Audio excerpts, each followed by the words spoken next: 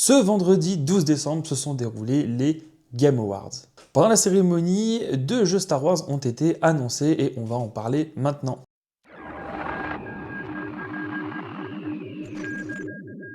La première bonne annonce de 1 minute 31 nous aura dévoilé le nouveau jeu Star Wars Faith of the Old Republic, le destin de l'ancienne République. Selon le site du développeur, le destin de la galaxie repose entre vos mains dans ce RPG d'action narratif où vous incarnez un utilisateur de la Force embarqué dans un périple à travers une galaxie à l'aube d'une renaissance.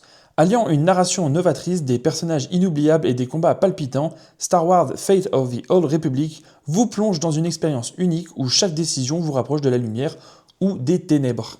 Nous n'avons pas plus d'informations pour le moment, nous ne savons même pas si le jeu sera canon ou non à l'histoire. Tout ce que nous avons pu voir par contre, c'est un vaisseau ressemblant fortement au Léviathan. Vaisseau qui était déjà apparu dans le jeu KOTOR, étant donné que c'était le vaisseau de Dark Malak.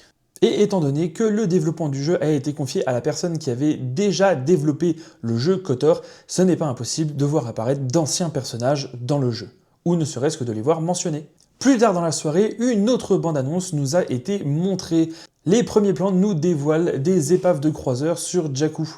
Des gros plans sur des modules de course, et ça y est, Star Wars Galactic Racer nous est annoncé. La sortie est fixée pour 2026, il n'y a pas encore de date précise, mais le jeu est déjà disponible sur la liste des souhaits de toutes les plateformes, notamment PlayStation ou Xbox ou encore Steam.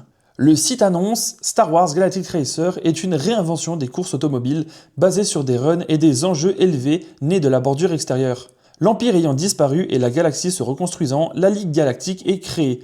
Un circuit clandestin et non officiel où des syndicats financent le chaos et où se forgent les champions.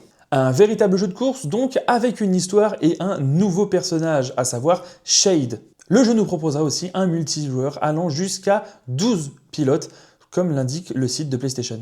Speederbike et Landspeeder seront disponibles dans le jeu et différentes planètes seront visitées, allant de Jakku à Endoprime. La fin du trailer nous dévoile même un vieil ami que nous n'avions pas vu depuis très longtemps, à savoir Sebulba. Les développeurs ne nous donnent pas plus d'informations sur ce personnage, mais ils nous indiquent qu'il pourrait être important à la suite du jeu. Pour ma part, j'ai hâte d'avoir plus d'informations sur les deux jeux et je suis vraiment pressé de voir ce qu'ils vont faire avec le jeu sur l'ancienne République. N'hésitez pas à aimer cette vidéo si elle vous a plu, d'activer la cloche pour ne rien louper de mes prochaines vidéos, ou même de laisser un commentaire, ça fait toujours plaisir et c'est très constructif pour moi. En attendant plus d'informations sur la saga Star Wars, je vous souhaite une bonne journée et bien évidemment, que la force soit avec vous.